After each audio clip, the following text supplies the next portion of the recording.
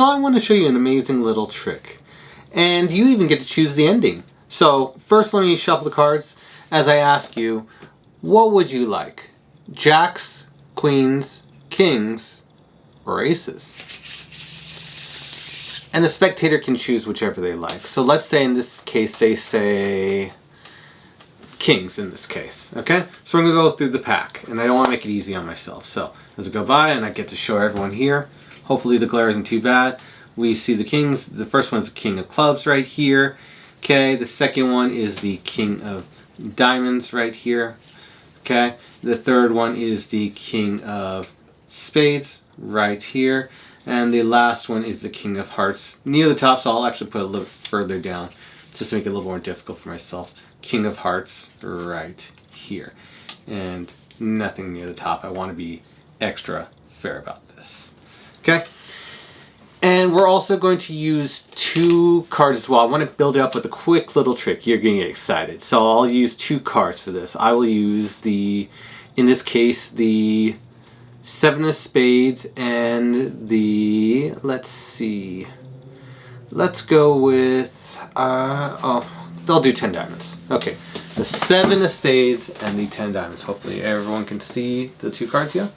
Okay, I want to make it fun. And the spectator can choose whichever one they want. Do you want to use 7 spades first or the 10 diamonds? Their choice. And let's say they go with the 7 spades. Okay, cool choice. So you get to see it. Come back to that in a sec. We'll place the 7 of spades down in the pack. Let's say, say about halfway down. And we're going to get that 10 diamonds. Check this out. I just get the 10 and I just give it a little wave. And you can actually see it happen in real time. Okay? Doesn't seem like anything yet. If I give it a shake, now it seems like this is the 7 of spades. And over here is that 10 of diamonds. Pretty crazy, right? Oh, let's try one more time. Let's try one more time. Here's what we're gonna do. In either case, let's say you want to choose the other one. What would happen? I know people ask, what would happen if you had chosen the other one? So I'll actually do this as fairly as I can. I'll even do this one-handed. I'll bury the card, say that far down. Again, mind you, one-handed, trying to be as fair as I can. Card going inside. Okay, watch the 7. I just give it a little pass over it. Now you see it look like the 10. Not only that, I give another little pass like so. You can see it's happened in slow motion. Turns back to that 7 of spades, and it really is that 7 of spades, which is really, really crazy. And actually, what's even crazier is if I get the 7 of spades, okay, place it down here, I just give it a little rub over here, and believe it or not, that changes back to 10 diamonds, and it seems like 7 of spades and 10 diamonds are everywhere in this case. But let's say I wanted to take it even further than that. I'll just do with just the 2 cards for now. 10 diamonds, 7 of spades, okay? But actually, let's say I want to take it even further than that. I just give it one little cut. And you said, what did you want at the beginning? I don't remember. I think it was like kings, right? You can see the kings. King of diamonds, king of spades, king of hearts, and lovely king of clubs. All 4 kings, just like that. Alright, thank you so much. So I'm calling this one Z Card Transpo, hence the title, just because it's the card Transpo. And I think it has a lot to offer for it, a lot of unique ideas. So even if you didn't like one part, there's still something else to gain from it because just the unique elements to it that I think makes it really, really enjoyable. And it uses the cull in the interim, so it's really fun. So cards, as always, shuffled, and we can make a big deal about this impromptu style effect. And so any 4 of a kind could be named jacks, queens, kings, aces. They could choose 4, 7s, whatever they feel like. The 8 of hearts. You want the 4 8s? It's a common interaction. So let's say they named 10s in this case, because I feel like a 10 out of 10. So, and if you feel like it's near the top or too close to the top, you can always cut the cards, or cut the cards to a center to reset. I got another 10, so I could cut it a little further. Okay, now we're in good territory. So then we can showcase them. the first one, 10 of clubs. And it is from a shuffle pack, which is nice. So 10 of clubs. You say, we'll come back to them in a bit, but I just want to showcase them real fast. 10 of hearts. And during this time, you're culling each one. So as I'm showcasing, I'm also culling. So I culled one, now I've culled two. So I've got two cards behind the pack. So apologies for not announcing it beforehand. I just tend to do culling before I even think. It's that second nature. So I point to it and then I cull. I also have a video on culling. I believe it's in the slight section of the magic channel of this channel, so you check that out after. Anyways, point, cull. I do the Roadrunner cull by Kultier Kimlot. Definitely check out his DVD. He covers everything, and I just keep on encouraging it very, very strongly. And Kultier's cool. So third 10 of spades goes in there. It's culled, and then fourth 10 diamonds. Culled. Okay, and you don't cull it all the way to the top. We cull it to third, the whole section, the 4 cards, they're culled. We put them third from the top. Okay, so we set them at third position, not letting it go all the way to the top, third position from the top, as then I can let go with one hand and then just say, hey, I want to be fair, nothing near the top, it seems pretty fair. And as soon as I close it with the cards, the cult cards going into the spread at the third position downwards. So third, fourth, fifth, sixth position has the aces. So normal, ace, or sorry, in this case 10. Or if you're doing with aces, ace. But in this case, tens. Yay. Cool. So we got that. And so we called that. And then we also mentioned we're going to use 2 other cards. And we want them to be contrasting from whatever was chosen. So if it was like, now we're using a 4-10, so I'd probably want a royal card and a contrasting number card. So on my mind would be immediately 2 of hearts. If I see it, I go for it. 2 of hearts and jack of clubs. That contrast makes it really, really easy to follow for people with shorter attention spans. Okay? Now we showcase them, we pull them out, and then we can showcase them doing the flourish, and then say which one do the people like more. Jack clubs, 2 hearts. People are obviously going to go for 2 of hearts, but that's not the point. Or maybe that is the point because it distracts people.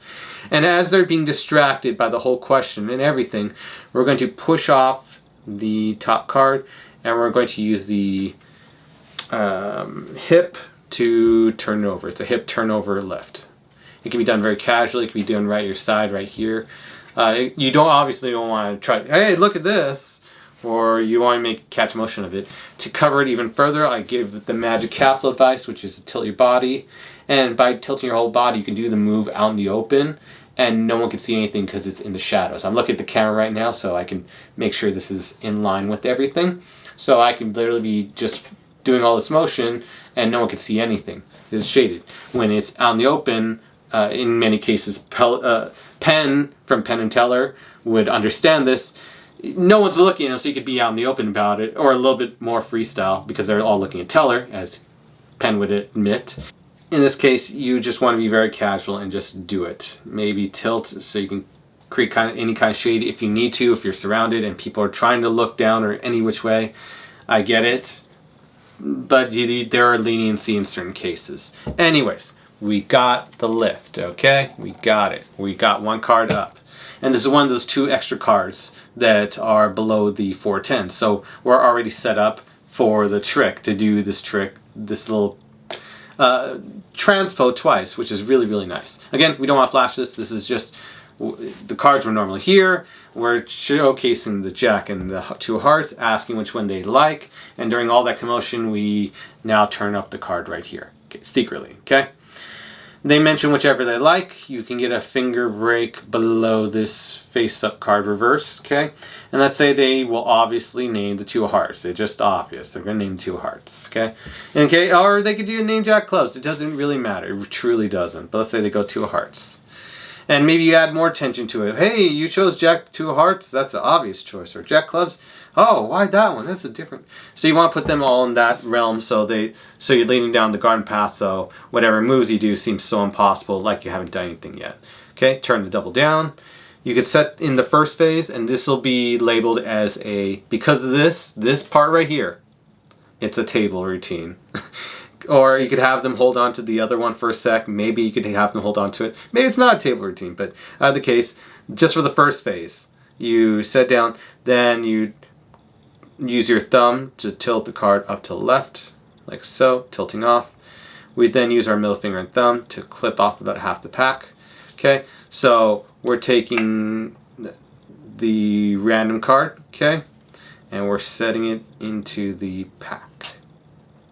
Okay, and we don't want to flash this, obviously, so making a big point not to, oh, I'm doing all this motion, I flash this, you ruined the whole thing. No. Tilt it down, keep focus. So, again, let me go back, tilt, middle finger and thumb, lift up half pack, over like this, okay? We can then even adjust it so it's just slightly tilted like this for the whole trick, or whichever you want to go about. Now, as you're picking up the jack clubs, we are going to set it onto the pack. I usually tend to do a full twirl to showcase it. You just use it on the fingers, so first finger and thumb, middle finger comes to the back, or second finger comes to the back, and allows it to twirl. You just, then your forefinger moves off, and you're just twisting it. Ooh, I'm twisting it. But you're just doing it as you pick it up. One case, okay, jack clubs, you're just showcasing it, misdirecting the large, with the large action, all that's large action for the small action. Small action is you get a break below the top card. Okay? As we get a break below the top card, which is the other one, which is in this case 2 hearts. So we've picked the card, done swirl up. We then do the twirl change. Okay, I explained this in another video, but just the twirl change, or you can maybe do the shapeshifter if you want, or whatever change you like that turns top to back. But I tend to do the twirl change, so it just looks so natural. Doing like this, showcasing it, turning on up, let it fall like that, taking it and then just shaking it, need it be. Usually I delay it with the first wave and then going for it, but in this case I just went directly for it. We showcase the 2 hearts, looks magical to them.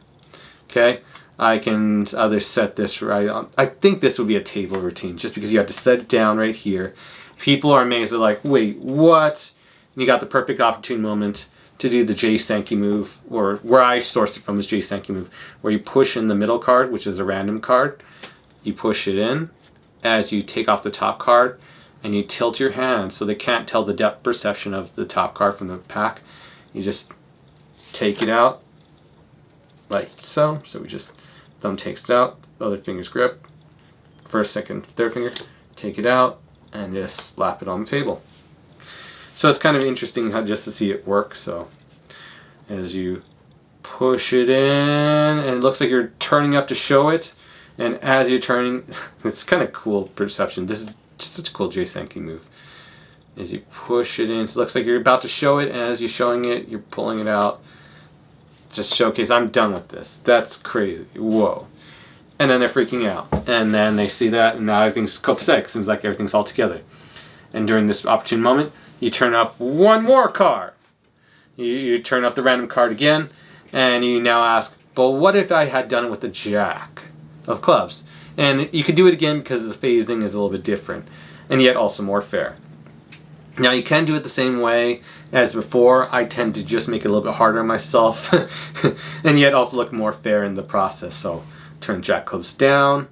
Okay, and I say I'm going to do this one-handed. So I tilt the card off. And this is tricky. You can, again, just set the card down and then just set it in there very fairly. But what I tend to do is with one hand, I tilt the card off. Goes off the edge of the deck, and you can adjust. You have to play with it in practice to get it just right.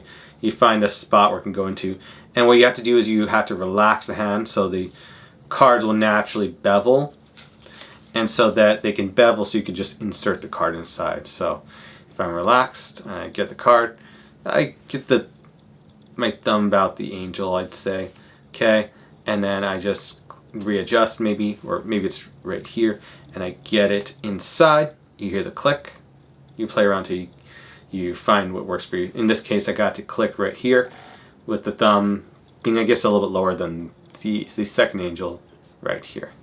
Hopefully you can see. I'm just showing positioning before I do anything. But it clicked, made it in there. and then we slowly feed the card inside. You can use your forefinger right here to help feed it to make sure it doesn't fall out. And you weasel it inside, so you can do it one-handed. You can play with it and adjust it right here. And if ultimately we want to get this position where it's just slightly off. Not straight like this, but just slightly off, so you can do all the moves we're going to do right now. And in this case, it's going to be a couple of fun ones for the knacky intermediate level magicians, okay?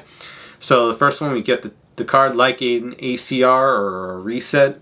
We take top card, let it slide down. We give it a little wave. We have a break underneath, or you find a way to get a break underneath really sneakily. I tend to already have a break, so I just show it, turn it down. I give it a little wave, make sure the double's squared, and then turn it up, showcasing it. Cool, it's amazing, and people are freaking out. Then from here, once I got the double, I'm using an anthill. I turned it up, and I got an anthill break, which I believe was I can't remember if it was an Animan idea. I believe it was an Animan idea. To get the anthill break, you turn it up, but you don't fully let it square because you're holding a little separation by your thumb, which you can see right here. Okay? Cool little idea. And during this, I now look, and then I get I lift, use my thumb, middle finger and thumb right here. Okay? Use my thumb at the back, because I can see the separation of the double from the back. Hopefully everyone can see this from my angle. Okay. So because I can see this now, I can go in and I can lift one more card up. And then I pull out my thumb from the double break and I let it readjust. So it's now a have my pinky above 3 cards. Okay. And now I'm set up to do a side steal with a cover card, which I haven't seen really published. It might have been a Marlowe thing. I'm not 100% sure, but I will give credit to Marlowe just in case, so no one goes after me. But I love this idea, okay? And again, Marlowe's just like the easiest person to credit. It's true though. Anyways, aside from Vernon. Anyways, so we go over, cover, thumb pulls back onto here. You see this card. And maybe Daryl too, and a couple others. God, I read so much. So we can see the jack clubs, okay? And then we pull off the double, in this case, which is the cover card and the selection. We do the same usual side steal, okay? Whoosh, square everything up, and then you can show 2 hearts. Okay, again. So I'll start with the double selection. So we've turned it up, and now they see jack clubs. Cool. I've got a break underneath. Okay. I lift it off halfway to showcase for a second to make sure it makes it easier for the side steal to happen. This is 3 cards, by the way. I pull the top card back. I've got the double right underneath the palm. Pull it out. Okay. Come over. Usual side steal. Wave. Card color changes. Push off the top card. You can show the cover card. It's all copacetic. Okay. People are freaking out. It's like, what? That's a clean change. Now I use my thumb again to get a break above 2 cards. Okay. So not only this card, but a break below the face up cards. So 2 cards. Okay. And we're going to do the, it's a Kolzia Kinlock move, the underhanded deal, the second deal. I forget the name move. I'll include it. I'll have it written down below. But it's a Kolzia move. Okay, credit to Kolzia. And then we do the move. I can't explain too much detail, but we do the move. It's like a double deal thingy. Again, I respect them. Not going to go too much into it. Okay, and then we can give a little wave here. And then you see a color change again. You're like, wait, what? Oh my gosh. Come on over. And then do the same move as before as you push this middle card, the card that's in the middle in, as you turn the deck and you pull the top card out, seemingly like this card came from the center. Slap it on there, and people are freaking out again. It's like, wait, what? And you went above and beyond the second time, going with a whole bunch more changes, and they're all confused. Cool. Now, at this point, if you're doing it with the table, which is logical, you give a point of reference so it's not on you or not on the card, so you can have a little break moment. And you conceptually need this break moment because you're going to do the final part of the trick, which is what they wanted, the whatever 4 of kind they wanted, but you just allowing for them, whoa, that's crazy. And maybe they bring up later, maybe not, but it's just something that can be brought up. It leads into itself. It's nice. So however you want to get the 4 card break, you can riffle off with the deck with your left thumb. 1, 2, 3, 4. Inject your forefinger into there, and then thumb clips, and then the cards pop, and now you can insert your forefinger. You got 4 cards. Cool. Very secretly. This is how they do it for cards across routines. This is a very, very viable method, or a mainstay method. Another method you can do is just sight count. I was just, as I was talking to everyone, I was actually casually sight counting 4 cards, doing a quad push off, which is inspired by Brother John Hammond's book, The Magic of Brother John Hammond, the yellow one. Very good book. Loved it. And so just sight counting 4 cards, just pushing off, being able to practice push off, getting 4 cards, or you can get this and then just push off 4 cards. Just want to be deceptive about how you get 4 cards, and I'm just giving ideas how you go about it. Anyways, you get 4 card break. Okay, you get it however you get it. You can showcase these 2 cards, and then we can put the rest of the deck away after lifting off the 4 cards onto the 2 cards. So we just showcase them, send them onto the deck, the break below the face down 4 cards, okay? Or in this case, the 4 10s, yeah. 2 cards, go there. So we showcase them, whoosh, okay. Actually, we don't even need the rest of the deck. You can pocket the deck, you don't even need it, okay? Then you don't want to show the depth of the pack, you don't want to show multiple cards, so I tend to tilt the cards down. Peel off 1 card, the top card, which is a 2. Use the Jack of clubs to flip it. Again, keeping it in brief motions and tilt it down so they don't see the depth of the packet. Okay, so the 2 flips over, you see the Jack. Okay, from this point, and again tilting down, I'm going to, as quietly as I can, get a break above the bottom 2 cards and get a break on that. And the whole sequence happens really fast. It's really, really cool though. And then it happens with my move that covers the display. So here's how it looks. Again, we've got a break above the bottom 2 cards. Jack clubs on top. The position check I'll do a position check first. Bottom card's 2 hearts. The 4 cards in the middle is the 4 10s or whatever one they wanted. On top is the Jack clubs. Okay, just so everyone's all caught up in this case, or 2 random cards, whichever. And then we get a break above the bottom 2 cards.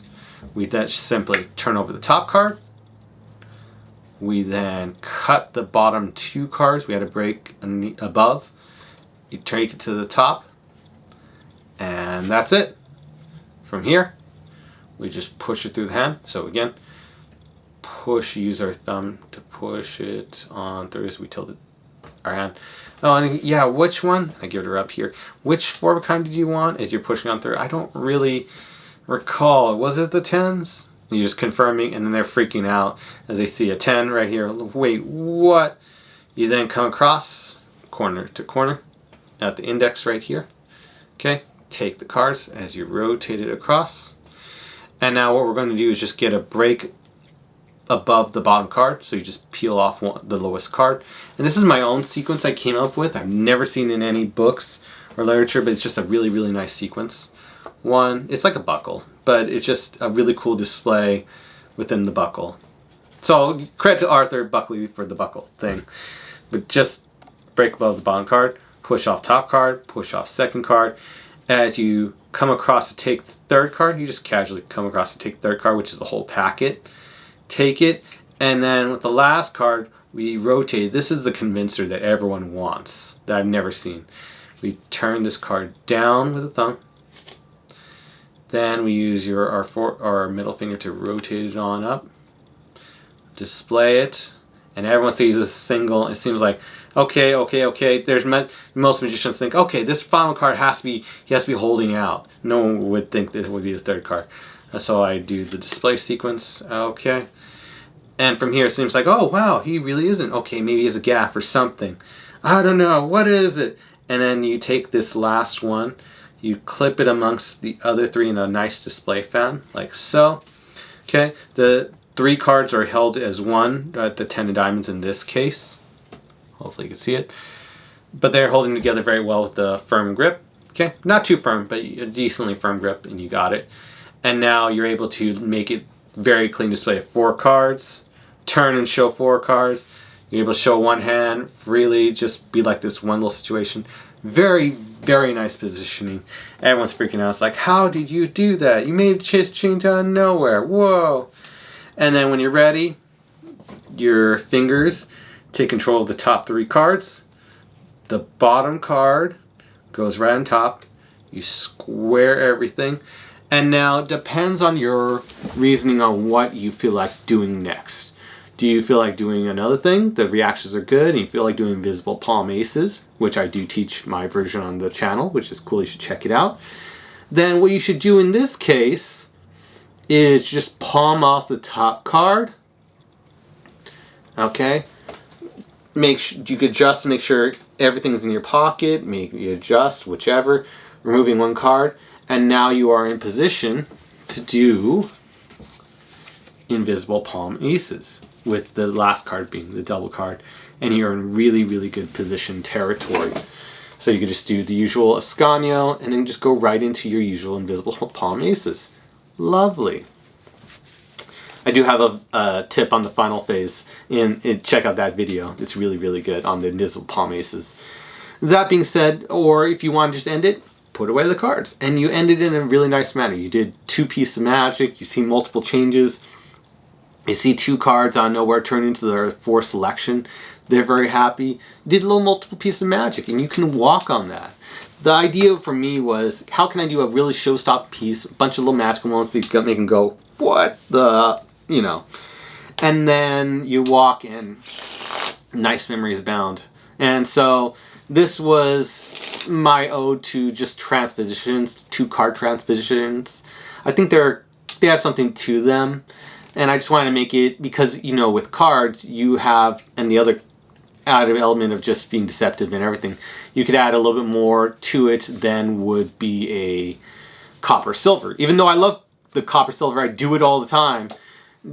Yeah, as you saw here was a little layer of deceptions, or ruses rather, that play into the whole idea, misdirecting from one piece to another, and just it has its own pieces of entertaining bits. It's little bits of jazz. It's little bits of business to it that I just think it's worthy of publication. So do with it what you will, play with it what you will. I think it's a great, great piece.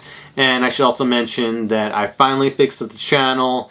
And if anyone's wondering, all the videos, if you just click on my little icon on the channel right below, you click on it, you can see all my playlists. Everything's organized, all the card tricks you want, coins, everything there, except for the 0 to hero magic system. But I just wanted everyone to check it out and have fun with it and learn what they want to learn, because, you know, I would like to advance the world of magic to be a little bit further than it currently is. And maybe it's in vain, but dang it, I want to try. So with that said, wishing everyone a wonderful day, and see you in the next one.